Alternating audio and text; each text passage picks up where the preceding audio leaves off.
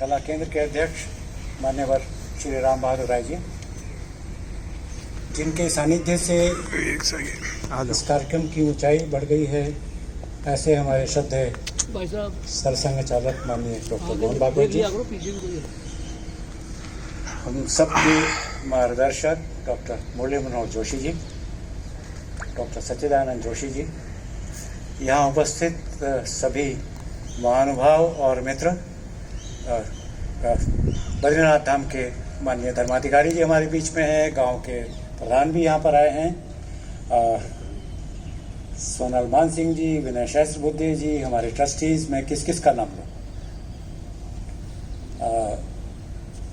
लेकिन मुझे नाम उन दो लोगों का तो लेना ही चाहिए जिनके बिना ये पुस्तक इस रूप में नहीं आती। दूसरे को बोल रहे हैं। हमारे साथ बैठे हैं डॉक्टर के.एन. दीक्षित, चलिए भारतीय पुरातत्व सबके आगे खड़े हो परिषद जाओ, और डॉक्टर जितेंद्र कुमार बजाज, डॉक्टर जे के बजाज। इन दोनों के संपादन के बिना ये नहीं होते। मेरा नाम जरूर है, चाहकर भी उन्होंने अपने नाम को डालने की अनुमति नहीं दी। वो हमारे परामर्शदाता के रूप में यहाँ पर हैं, साथ में हैं। आज महाशिवरात्रि के दिन ये विशेष काम और एक कदम आगे बढ़ेगा, ये हम सब के लिए खुशी की बात है। आप सभी को बहुत बहुत शुभकामनाएं। इस कार्य की प्रेरणा करीब 20 साल पहले स्वर्गीय मोरोपंत पिंगले जी से मिली थी, जब उन्होंने मुझे टोका, क्या करते रहते हो। पुराने अधिकारियों के साथ छूट थी, मैंने भी पूछा आप क्या करते घूम रहे हो अभी। वो वास्तव में स्वास्थ्य लाभ कर रहे थे झंडेवाला में। तो मैंने पूछ लिया मैं क्या कर रहा हूँ, मैं तो गाय का कर रहा हूँ, सरस्वती का कर रहा हूँ। बहुत आसानी से उन्होंने बता दिया और मुझसे पूछा तुम क्या कर रहे हो। मैंने कहा जी आजकल मैं उस समय खादी ग्रामोद्योग का कुछ काम कर रहा था। ये क्या खादीवादी से क्या होगा, गाय का कुछ नहीं कर सकते। तब तक मेरा दिमाग कौंध गया था कि हम थोड़ा गोबर गौमूत्र, बायोगैस में we were a lead agency, biogas में हमने काफ़ी बड़ा काम किया था और मैंने उनको आश्वस्त किया कि इस विषय को मैं आगे बढ़ाऊंगा। लेकिन मुझे आज मोरोपंत पिंगले जी इसलिए याद आते हैं कि सरस्वती के बारे में उन्होंने जिस ढंग से टोका, बात कहीं ना कहीं अटक गई थी कि ये देश के पुनरुत्थान की कुंजी है। और आज मैं एक कदम आगे बढ़ के बोलना चाहता हूँ, ये जो पूरी दुनिया में इस समय सभ्यतागत विमर्श चल रहा है, सिविलाइजेशनल डिबेट है, हमें से कई लोग उससे अलग अलग ढंग से जुड़े हुए हैं। क्लाइमेट चेंज फिर एक बार आज ही फिर आईपीसीसी की रिपोर्ट मीडिया में है। पश्चिम के देशों ने पिछले 300-400 वर्षों में दुनिया को एक ऐसे अंधे मोड़ पे ले जाके खड़ा किया है जहां उनका अपना अस्तित्व और सबका अस्तित्व खतरे में है। अगर क्लाइमेट चेंज के ट्रेंड्स यही रहे तो 10-20 वर्षों में स्थिति बहुत भयावह आने वाली है। माने या ना माने, परिस्थिति बहुत भयावह है। मैं आज उल्लेख इसलिए कर रहा हूं कि हमारे इस ग्रंथ में 16 आलेख हैं। इनफैक्ट मेरी भूमिका तो सीमित थी और उसमें जो लीड आर्टिकल है मान्यवर डॉक्टर बीबी लाल जी का है। सबसे जो विशेष मुख्य आलेख है के.एन. दीक्षित साहब ने स्वयं लिखा है। जो हमारी वैदिक वाङ्मय में जहां भी सरस्वती का जिस रूप में उल्लेख है, डॉक्टर नारायण शर्मा ने उसका बहुत अच्छे ढंग से संकलन किया है। महाभारत में जो बलराम की सरस्वती यात्रा आती है उसका उल्लेख, उसका पूरा एक आलेख है। और जब मैं ये जिक्र कर रहा हूँ तो मुझे दर्शनलाल जैन जी की याद आ रही है, स्वराज्य प्रकाश जी की याद आ रही है, हरिभाव वाकणकर याद आ रहे हैं। वास्तव में उन लोगों ने इस पूरे काम को बहुत ऊंचाइयों तक पहुंचाया, बहुत ऊंचाइयों तक पहुंचाया। दर्शनलाल जैन जी ने जगाधरी में सरस्वती नदी शोध संस्थान बनाकर काफ़ी लोगों को जोड़ा और चीज़ों को काफ़ी बढ़ाया, काफ़ी आगे बढ़ाया। हाँ, एक डिबेट सी चल पड़ी थी कि सरस्वती का उद्गम ये आदिबद्री का जो स्थान है यमुनानगर के पास यही है, लेकिन उसमें बहुत मेजर इंटरवेंशन कई लोगों ने किया है। और जो आलेख बल्दिया साहब का है, मैं उसका कुछ अंश आपसे पढ़ना चाहूँगा। डॉक्टर वल्दिया जाने माने विद्वान है इस विषय के, और उनका तो साफ साफ कहना है, a mighty river of the magnitude of वैदिक Saraswati must have a perennial source, that is a source capable of providing a permanent supply of water, and it could only be a glacier.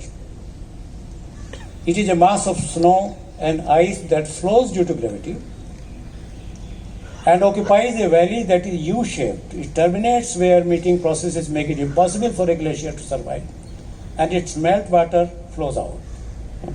उन्होंने आगे काफी लिखा है कि किस ढंग से, लेकिन उन्होंने इस बात पर जोर दिया कि सरस्वती के बारे में जो कई तरह की भ्रांतियां हैं कई तरह की भ्रांतियां हैं, और उसके लिए जब तक डिटेल्ड डेप्थ स्टडीज नहीं होंगी, उन्होंने इनफैक्ट रिकमेंड किया है कि इसके बारे में आगे काम होना चाहिए। उन्होंने वैदिक सरस्वती ड्रेनेज के लेकर फिर दो बातों पर जोर दिया। Origin of Vedic Saraswati from Saraswati group of glaciers, इसको साफ करना पड़ेगा, और कोर्स ऑफ वैदिक सरस्वती इन हिमालय, इनके बारे में क्लैरिटी नहीं है। शायद हमारे जियोलॉजी के लोगों को, पुरातत्व के लोग अपना काम करेंगे, लेकिन जो काम रिमोट सेंसिंग के लोगों को करना है, जियोलॉजी के लोगों को करना है, ये वास्तव में एक इंटरडिसिप्लिनरी स्टडी होगी और इंटर मिनिस्ट्रियल ग्रुप को काम करना पड़ेगा। संस्कृति मंत्रालय तो इस काम के लिए आगे बढ़ा ही है, और हम चाहेंगे कि वो इस दिशा में और आगे बढ़े, लेकिन साथ साथ वाटर रिसोर्सेज से कंसर्न और department of science and technology की जो कुछ की एजेंसीज हैं, उनको भी पिक्चर में आना पड़ेगा, तभी बात आगे बढ़ेगी। डॉक्टर बीबी लाल ने भी कहा है, वल्दिया साहब ने भी कहा है, और इधर जो रिसेंट एक बड़ा रिसर्च वसंत शिंदे जी का आया है, जिसमें उन्होंने उस समय के जेनेटिक सोर्सेज को किया है। डेक्कन कॉलेज पुणे के डॉक्टर वसंत शिंदे, उन्होंने बहुत मेजर काम किया है, और उसको तो अभी आने वाले दिनों में उसकी खूबी है कि उन्होंने मॉलिक्यूलर बायोलॉजी का जो अपना हैदराबाद का सेंटर है, उसके अलावा हार्वर्ड का जो स्कूल है उसको भी साथ में लिया है, क्योंकि जब तक इंटरनेशनल उसके लिए वैलिडेशन नहीं आएगा, तब तक चीज़ें एक सीमा के आगे नहीं बढ़ेगी। तो वसंत शिंदे का काम, उनका एक अच्छा मेजर आर्टिकल है। मैं सभी आर्टिकल्स का हवाला नहीं दे रहा हूँ, मेरे पास समय सीमित है, और हम सब चाहेंगे इस पूरे विषय पर डॉक्टर जोशी ने बहुत लंबे समय तक काम किया है, वो इसके लिए ज़्यादा कॉम्पिटेंट है। मैं कुछ भी कहूँगा तो वो अधूरा होगा, उसकी वो मान्यता नहीं होगी। डॉक्टर जोशी जो उचित समझेंगे शायद हमारा मार्गदर्शन करेंगे। और आज आदरणीय मोहन भागवत जी की उपस्थिति से इस पूरे विषय की जो गंभीरता है, गहराइयाँ हैं, मैंने शुरू में कहा कि अगर सरस्वती सिविलाइजेशन के बारे में सही पिक्चर आ जाती है, तो ये जो आर्यन इन्वेजन थ्योरी है, कहीं बाहर से आए थे और हमारे सिविलाइजेशन पर उनका ही प्रभाव है, ये बात टूटती है। और इस बात को वसंत शिंदे जी भी कह रहे हैं, वल्दिया साहब भी कह रहे हैं, बीबी लाल साहब ने भी कहा है, दीक्षित जी भी हैं। अब ये बात ये बात अगर लॉजिकल कंक्लूजन तक पहुंचती है, तो पूरा परिदृश्य बदलता है, केवल भारत के लिए नहीं, दुनिया के लिए बदलता है। क्योंकि माइग्रेशंस हुए हैं, लेकिन ये माइग्रेशन वो नहीं है जिसको अंग्रेजों ने और कुछ निहित बुद्धि के लोगों ने, कुछ हमारे वामपंथी मित्रों ने हमारे देश के ऊपर एक जो नैरेटिव थोप दिया है, वो नैरेटिव उसमें से टूटना चाहिए। और इस बात को बीबीलाल साहब बहुत एम्फेसिस के साथ कह रहे हैं।